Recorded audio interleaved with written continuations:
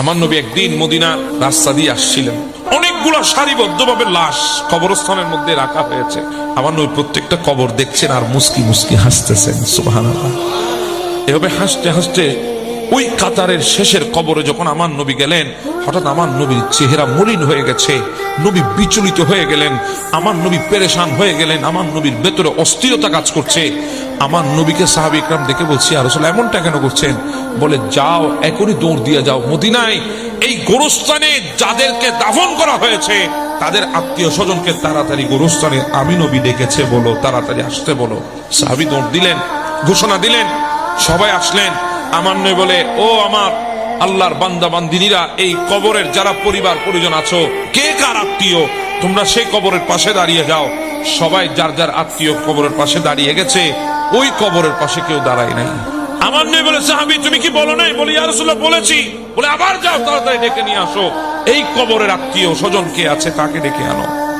সাহাবী দৌড় দিচ্ছে, দেখে একজন বৃদ্ধ মহিলা লাঠির উপর ভর দিয়ে এসেছে।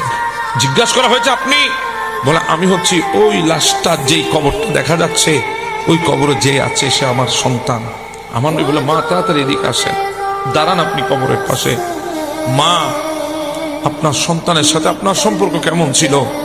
ভালোই তো ছিল। মা, আমার কেন জানি মনে হয় আপনি আপনার সন্তানের উপর অসন্তুষ্ট। মা, আপনার সন্তানের কবরে ভীষণ মারাত্মক আযাব চলতেছে। মা, একটু আমাকে খুলে বলেন। এই মহিলা যখন সন্তানের কবরে আযাব চলছে কথাটা শুনেছে, মহিলাটা বলতেছেন, আলহামদুলিল্লাহ।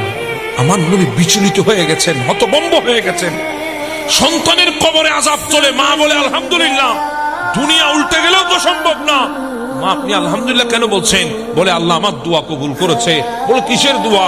তখন ওই মহিলা বলে, ইয়া রাসূলুল্লাহ, সময় এমন ছিল, আমার সন্তান যখন দুনিয়ায় এসেছে, আমার স্বামী দুনিয়া থেকে চলে গেছে, আমি দ্বিতীয় বিবাহে বসি নাই। যদি আমার সন্তানের কোনো কষ্ট হয়, আমার জিন্দেগিতে যদি স্বামী আসে, ওই স্বামী যদি আমার সন্তানকে মেনে না আনে, আমার সন্তানের কষ্ট হবে। সেজন্য আমি দ্বিতীয় বিবাহ করি নাই। সন্তানের জন্য যৌবন শেষ করে দিয়েছি, জিন্দেগি শেষ করে দিয়েছি, সন্তানকে বড় করেছি, মানুষ করেছি। এরপর একজন সম্ভ্রান্ত ফ্যামিলির মেয়ের সাথে আমার সন্তানের বিয়ে দিয়েছি। সেই সন্তান বউ পেয়ে আমাকে এমন ভাবে ভুলে গেছে, আমার সন্তান আমার খবর নিত না, আমার সাথে কথা বলতো না।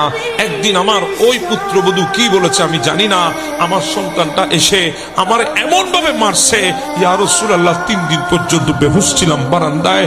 সন্তান আমার হুঁশ ফিরাই নাই, আমাকে দেখতেও আসে নাই। যখন হুঁশ ফিরলো, তখন আল্লাহকে বলেছি, আল্লাহ, সন্তানকে অনেক কষ্ট করে মানুষ করেছি, ওই সন্তানকে তুমি দুনিয়ায় শাস্তি